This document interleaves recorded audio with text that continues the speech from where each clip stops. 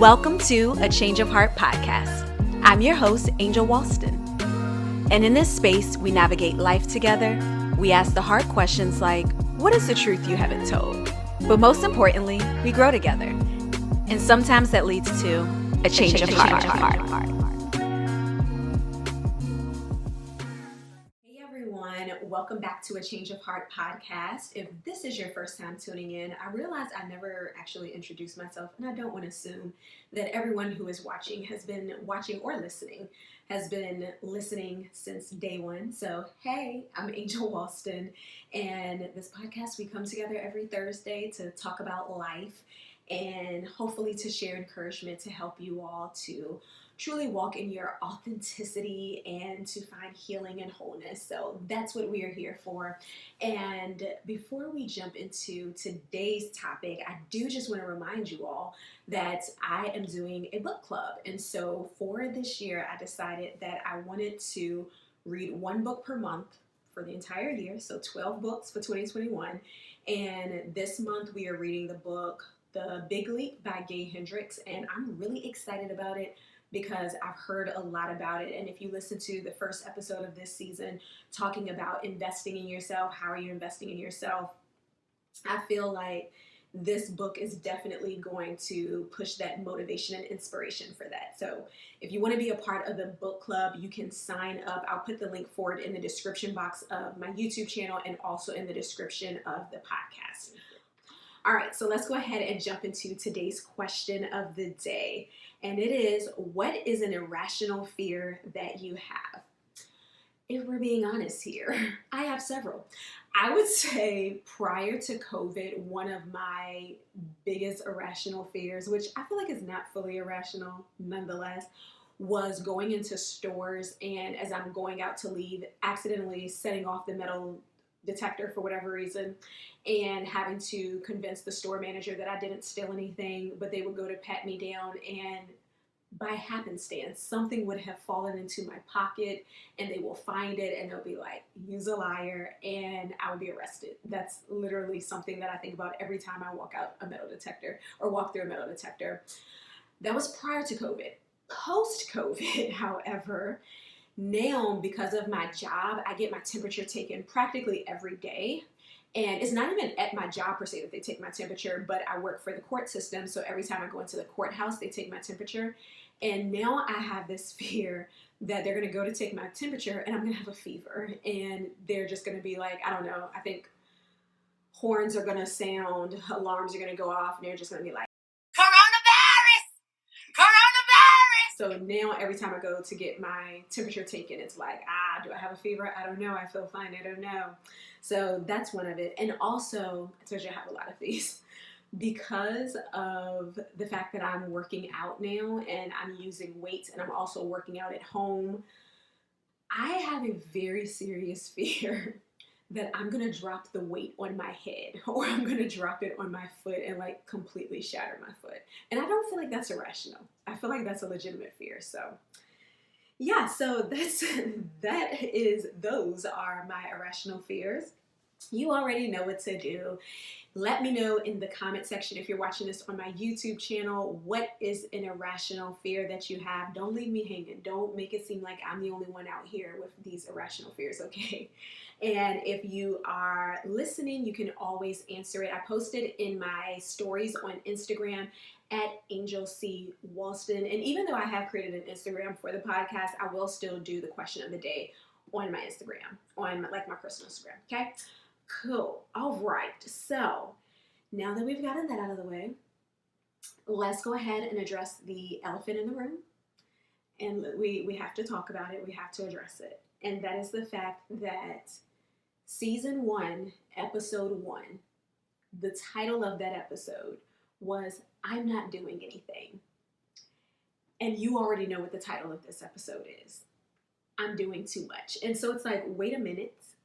This is something that is completely in the opposite direction of what season 1, episode 1 is about. And we're going to talk about it, okay? We're going to talk about it because I tend to talk about things that I am either already worked through them, or I am towards the end of working through it. I've kind of figured it out. I know what I'm going to do. I kind of know what my game plan is, right? This is something, however, that I am very much so smack dab in the middle of. So I don't have it figured out at this point. I am very much so still kind of weighing my options, processing things. And so I decided that I wanted to take you all along through this thought process, because I've had a couple of conversations with people regarding this, and I thought it would be good to take you all along as I process and think through what I need to do, how I need to get myself out of this situation, how did we get here, and hopefully you all will be able to take something away from this, and I can give you an update maybe by the end of the year or by the end of season 2, so you all can see the growth, hopefully, because that's what we're aiming for, okay? So with that being said, let me walk you through these steps. So last year I talked about in season 1 that I stepped away from a lot of things. So Change Hearts, everything, I pretty much took about, I would say maybe like 8 or 9 months off from everything. And so I was in this space where I felt like I wasn't doing anything. There was so much talk surrounding being in the middle of a pandemic and you have all this extra time and you should be creating, you should be doing this, you should be doing that. And I was one of those people who didn't do any of that. And I felt like God literally was taking me through a season of just really working through some things, working on myself, and not really being in a position of be, do, go, serve, etc. And so with that being said, obviously I started doing the podcast like fall of last year. And from the end of that, I was already at a point where it's like, I know for sure I'm going to do a season 2 of the podcast because I enjoyed doing it. And I knew that I was going to start Change Hearts back up in January. So January comes around and I literally feel like I went through, I don't know how to explain it other than like a flood of creativity. So it was just being like in this space of, okay, I'm going to do this, I'm going to do that, I got this. Literally planned out the entire podcast, episode 1 through 15 for season 2. I planned out what I wanted to do for Change Hearts from now until May. And so I was very much so in a space where it's like, okay, I have this plan for myself. This is what I'm going to do. I have these goals that I want to achieve. And I was really excited about it. And I felt like I was back in that space of being just really inspired, motivated, which was great, right? So fast forward to January, I started Change Hearts, doing a fast. We did a women's Bible study that was amazing. I started recording again for the podcast because I'm trying to be, I'm trying to be productive. I'm trying to work smarter and not harder. And I am pre-recording my podcast so that I have enough saved up. So if I'm having a week where it's like I'm not feeling it, if I don't record one week, it's okay because we have enough content that's already pre-recorded, right? So I was on this whole kick that I did not want to focus on more than 2 things that like required a lot of energy from me, that required me to prep, that required me to like be really focused. So that was going to be Change Hearts and a podcast. Let me tell y'all where I messed up, where I went wrong. I did not leave any room for the unexpected. And so what I am referring to is the unexpected is I made plans for myself. Y'all know how that's real funny, how God laughs at our plans. But I made plans for myself with the assumption that between now and May, nothing would change within my schedule. Nothing would be different. Nothing would be added on. It's going to be how it's always been, right? Not even so much how it's always been, but what we've planned, this is what it's going to be. And what I did not take into account was the fact that I had these 2 things that I had planned out through May that I was ready and willing to focus on and be really intentional, give my energy, give my focus, all of that. I did not account that there were going to be, not even over exaggerating, like 7 other things that would come up that now I'm trying to figure out how to fit into my schedule that I've already planned out for myself until the end of May. And so with that being said, I want to walk you all through my process as I'm figuring out what to do from here, because what I have accepted is that I have a lot of things that were unexpected per se, that I'm now trying to make room for, that I'm now trying to figure out. But I'm also having to accept that I cannot do all of these things, even though I want to. And being 100% transparent, everything is not even things that I want to do per se, but it's things that we'll get there. But the point of the matter is, I'm now having to figure out, okay, I cannot do all of these things. Now what? And as someone who is very much so, I don't want to say that I pride myself on being dependable, but I do feel like I'm the type of person that people know they can depend on me. They know that if they ask me to do something, I typically will say yes. They know that I'm the person who will show up, I will get the job done.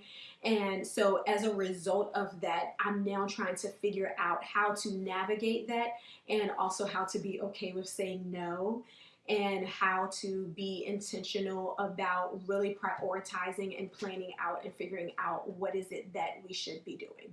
Okay, so let's walk through this process, shall we? So one of the first things that came to mind as things, literally it was like not every other day, but every week something else was getting added on. Something that I had to reconcile with was, I can do this, I can make it work, okay? In the sense of, I can do all of these things, but I also want to stop doing things simply because I can do them.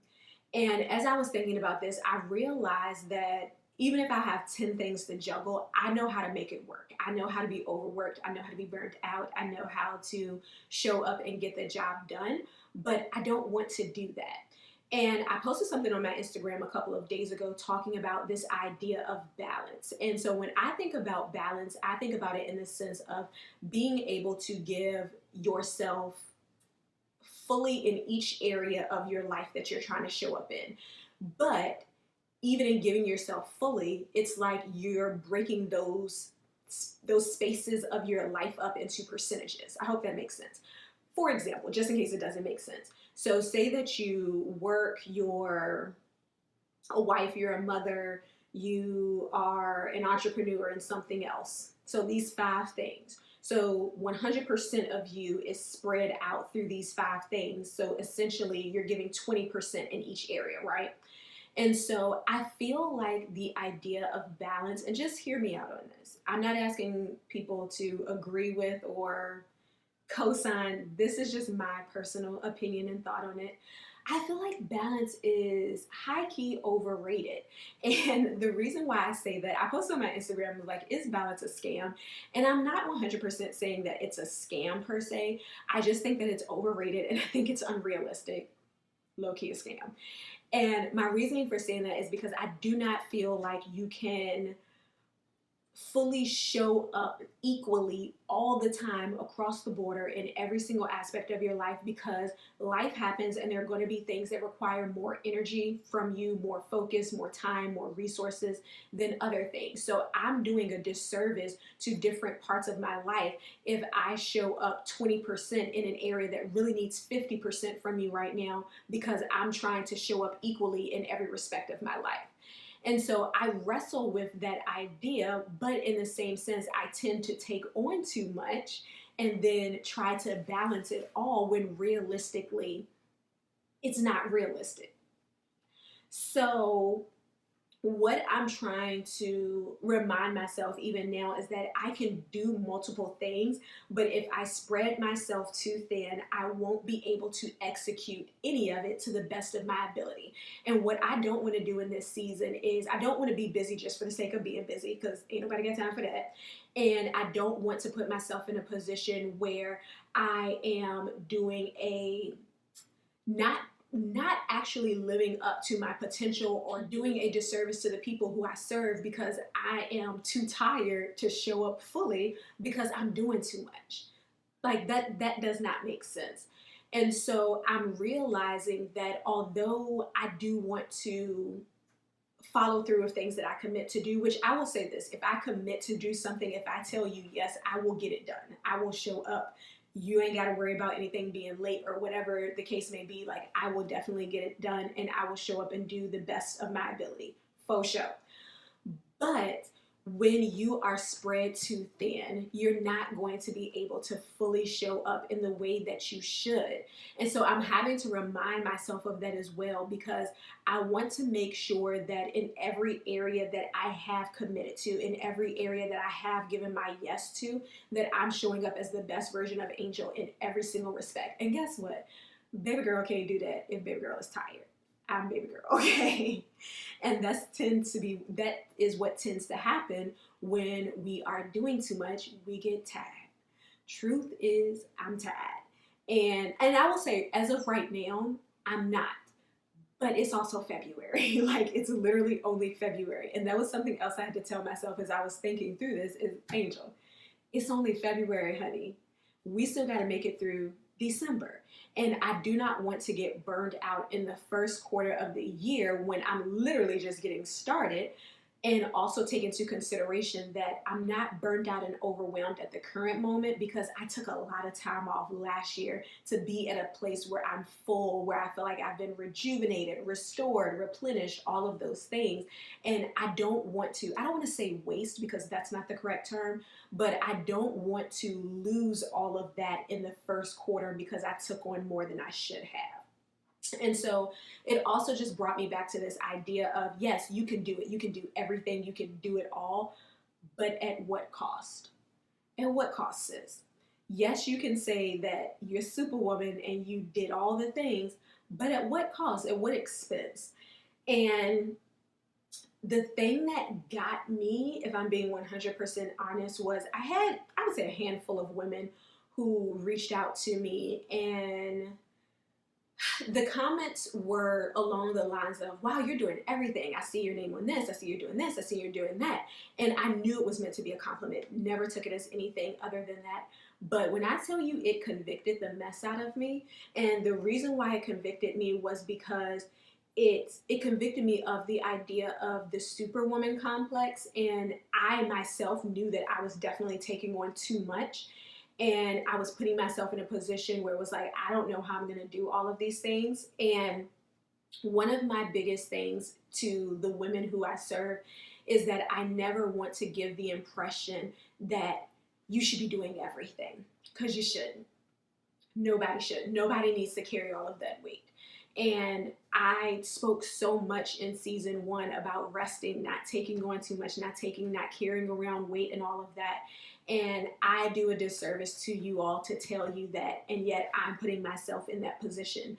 So that was something that really checked me, was just this idea of, I don't want anyone who watches, listens, whatever, to feel like, wow, if Angel can do all of this and she's not tired, then I should be able to do this too, or I'm not doing enough. Child boo. Listen, okay, I might not appear tired right now, but I'm also not yet at the point where I'm doing all of those things. And I'm also at a point where I'm having to accept that I'm not able to do all of those things. And so I share all of that to say is that I am mindful that there is something bigger than me to think about, and I never want to portray a false image or an image that is not truly reflective of what it is that I'm trying to portray, because I want us to be healthy. I want us to be whole. I want us to be at a place where we're truly able to walk in our authenticity. And a part of walking in that authenticity is being able to say no, and being able to acknowledge when you need to choose yourself, and know that choosing yourself is not selfish, and that even though it may put someone at a disadvantage, that if it's not something that you can fully take on, or if it's not something that you even feel like God is telling you to do at that point, you don't have to feel guilty about that. And we're going to get there, because I'm still kind of working through that, okay? So the other thing that I have been processing is realizing that not everything that I've been asked to do, all of it is not stuff that I actually want to do. And so the question I've had to ask myself here recently is, Angel, what do you actually want to do, girlfriend? Like, what is it that you really want to do? So I sat at work the other day and I made a list of everything that I've made a commitment to, everything that I'm a part of, everything that I've been asked to do. And throughout that list, I put a line through everything that I either no longer want to be a part of, I no longer want to do, or things that I need to say no to because like I actually do not want to do this. And then I circle the things that I really want to do. So what is it that I'm interested in? What is it that I'm passionate in? What is it that I feel like I have the ability to serve to the fullest in that capacity. And then from there, I went through and ranked what is it that I want to focus on right now? Like, what are these things that I want to focus on? And the things that I no longer want to do, we got to send out emails and say, hey, I appreciate the opportunity. Thank you for this, whatever it might be. I'm no longer able to serve in this capacity. It has to be done.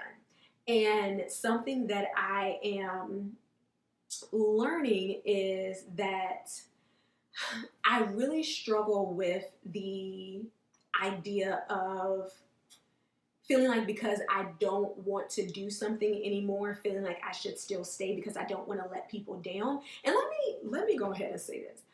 I have very opposite, like polar opposite personality traits to the extent that like I don't do happy mediums well, none whatsoever. I'm either on one side of the spectrum or the other side. And so I don't want to portray this image that I'm like heartless and I don't care about anything or anybody because it's not fully true. But there are a lot of times where I literally could not care less what someone's thoughts are regarding me. And then there's this complete opposite side of me that falls into people pleasing because I don't want to let people down. I don't want people to be disappointed. I don't want to feel like I am, if I step back or if I step down, then somebody else has to pick up my weight. And if I can be honest, I realized that I had become not necessarily resentful, but in a particular area of my life, I realized that I was showing up consistently, not because I wanted to, but because I knew that other people were not going to step up or they weren't going to be present. And I felt like I couldn't step back, I couldn't take a break because it would leave the other people who were showing up as well, it would leave them hanging. And so I realized that I was finding myself in a position where I was feeling frustrated and I was showing up. But there was a part of me that was becoming resentful. And I remember driving home one night and I was talking to my friend and I was telling her, like, I realized that there was a part of me that felt like, why is it that I feel guilty, I feel bad to step back, to take a break, to step down, whatever it might be. And other people, it seems like it doesn't matter if they let people down. It seems like it doesn't matter if they don't show up. It seems like they don't care how it impacts other people, but I really struggle with how that impacts other people if I make that decision. And so what I've been realizing here lately is that we got to address the people pleasing part, because although I have really felt like I have not struggled with people pleasing in a long time, I have just renamed it. And that's me being loyal. That's me being dependable. And instead of acknowledging the fact that I have an issue with people pleasing and not wanting to let people down. And I have to accept and understand that in my choice to be a people pleaser and to keep showing up for things that I either don't want to do or that I'm no longer interested in doing, I am simply just acting as a seat filler. And a seat filler, all you are doing is keeping the person who should be in that seat, who should be sitting where you are, you're hindering them from being in their rightful place. Which brings me to my last point that I've been wrestling with, and that is to not allow pride to put you in the mindset of you're the only one who can do it. So y'all know I'm always talking about my life coach. So I had a session with her a few weeks ago, and as I was explaining to her why I was going to do this, why I was going to do that, why I was going to take on all these things, when I said I was only going to focus on 2 things, she said, I want to say something, but I don't want to. I'm like, girl, go ahead and say, we've been working together for a minute. I'm not going to be offended. And I'm not easily offended. And she's like, what I'm hearing is a pride issue. And I was like, say more. Like, I trust her. Here's the other thing, too. You have to have people in your life who you trust to correct you or to point out something that you may not see in yourself, and be willing to trust that their words are never meant to harm you. And if you have that idea in your mind, it's a lot easier to not take offense because you know that their intention is not ill. Their intention is not to hurt you. Nonetheless, back to the topic at hand. And so as she was saying that, what I came to realize is not a pride issue in the sense of like, oh, I'm the best to ever do it. Like, can't nobody else do it like me. It wasn't that non whatsoever. It was more so in the sense of just having that idea of, well, if I don't do it, who's going to do it?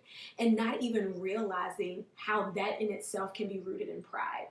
And so even just having to step back and really analyze that and really take the time to process that and think about, how am I allowing my pride to keep me in places that I don't even want to be in? Like, what? And even just this idea of being concerned about, well, what are people going to, how are they going to feel? How are they going to think if I make this decision to step down or to step back? Are they going to be upset about it? Like, even that in itself can be a prideful response, because you don't want people to have a negative outlook on you. And that's normal. It's not fully like prideful, but that can play a role in it as well.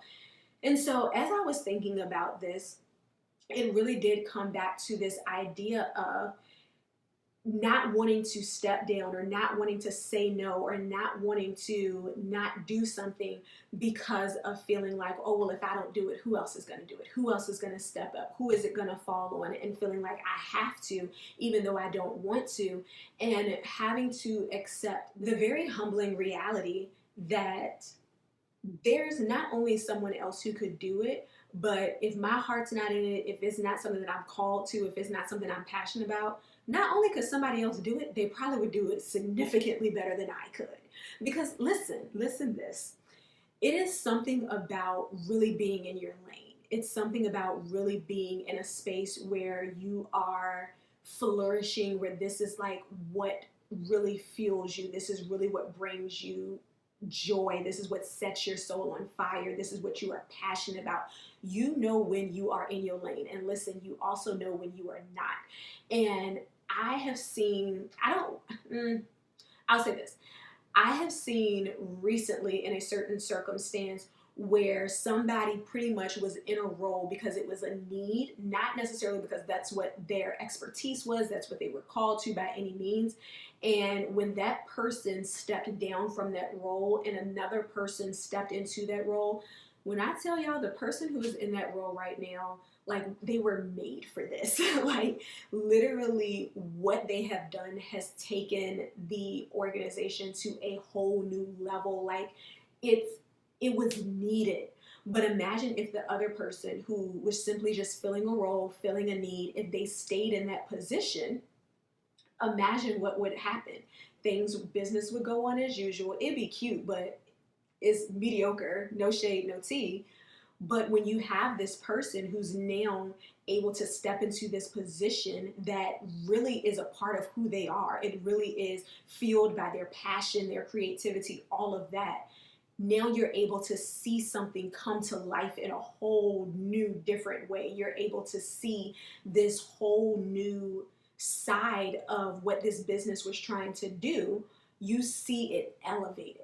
And I had to step back and say, I don't want to be the reason why something isn't elevated because I'm choosing to be in a role that really ain't for me, that I really don't want to do, that God really hasn't told me to do.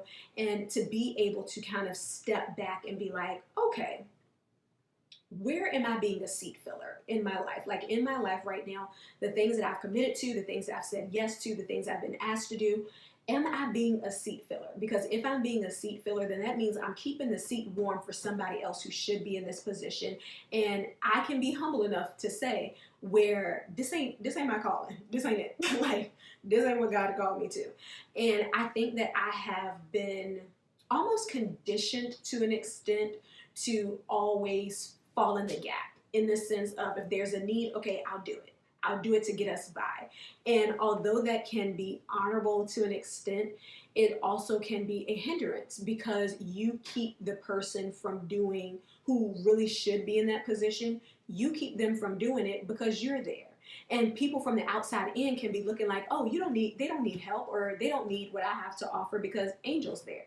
Angel ain't supposed to be there. You feel what I'm saying? So this has been my thought process over the last couple of, I would say like 2 weeks or so, of just trying to figure out, like, what is it that I'm really doing? What is it that I really should be doing? Because I've taken on more than I want to, and I don't want to get into this cycle of busyness.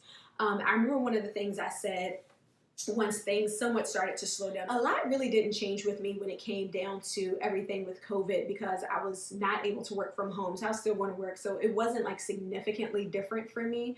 But I did realize that the pace at which, not just myself, but us as in the world, the pace at which we were going at was not sustainable, none whatsoever. And I said that once things started to somewhat get back to life as we knew it before, once things start to normalize, I did not want to pick up that busyness again. And I realized that as of now, I'm in the process of picking that back up. And I am telling myself, and I'm also telling you, don't do it. So yeah, so I just want to encourage you, as I've just talked through my process of what we're doing with our life in 2021, to take inventory of your schedule and really just ask yourself how much of what I've added to my calendar is actually what God told me to do. Questions that need answers. How much of what is on my calendar currently, today, how much of it is actually what God has told me to do? Because a lot of us make plans for ourselves. We do a whole lot of things, and God was like, I ain't tell you to do that, girlfriend. Like, I don't even know what you're doing. Like, that wasn't even a part of the plan for 2021, but okay. So yeah, so take inventory of yourself. I'm taking inventory of myself and of my calendar, and really just being intentional about making space to be open to change and adjust where needed. But I believe that it's necessary to learn how to pivot and adjust where needed, but not just for the sake of taking on more. Because a healthy boundary is learning and knowing when to say no, even if it's something that you may want to do, but you don't have the capacity or the ability to do it at the level that you should to execute it well. That's okay. No is a healthy boundary. And also releasing yourself of this idea of people pleasing and not wanting to let people down, because you can also say yes and let people down. You can also do whatever it is that somebody wants and let people down, or you can let yourself down. There's that also. So that is just something to consider. But I hope that me walking through my process out loud with you all, I hope that you all found it helpful. Or if there's someone that you know is like, girl, you getting too busy, you need to listen to this, share it with your girlfriend. But yeah, I hope that this is something that has just kind of helped you to think about maybe the pace that may be picking up for you. Every time there's a new year, things are typically a little more hectic, a little busier in the beginning of the year, and then they start to slow down, like springish, summerish somewhat. But yeah, just something to think about, something to consider. So I hope that you all enjoyed this. I hope that you found it helpful. And until next time, be whole, be healed, and be authentic.